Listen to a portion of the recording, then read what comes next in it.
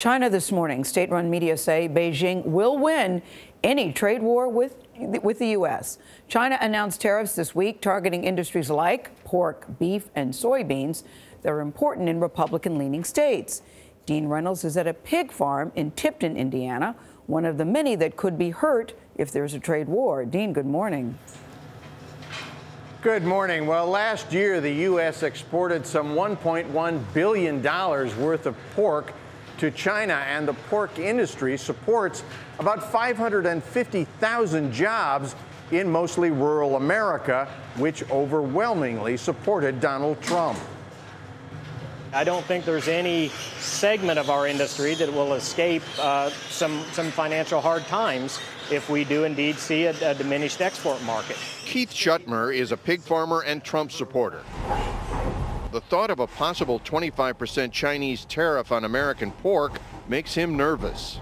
If you had the president right here, what would you tell him? We would just reiterate just how vitally important the exports are to our industry.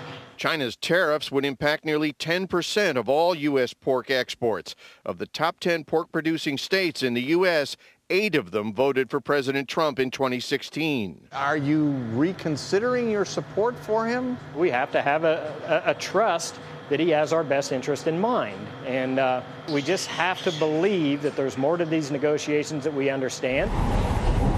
China's proposed 25% tariff on American soybeans could have an even bigger financial impact on U.S. farmers. The American Soybean Association says China buys nearly a third of U.S. production annually. That includes about a quarter of all the soybeans grown in Illinois. I'm not as enthusiastic a supporter as I was 2 years ago. Trump supporter Eldon Gould is one of Illinois' over 43,000 soybean farmers. Well, I guess I would have to say that I'm disappointed, and I'll be the first to admit that I voted for Mr. Trump, but I was hoping that he would take a more reasonable approach to trade.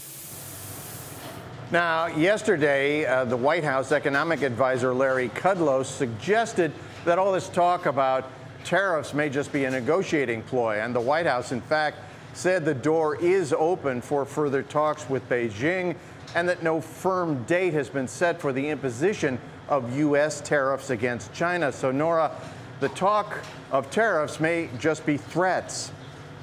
But still can affect real people, as you point out, Dean. Thank you so much.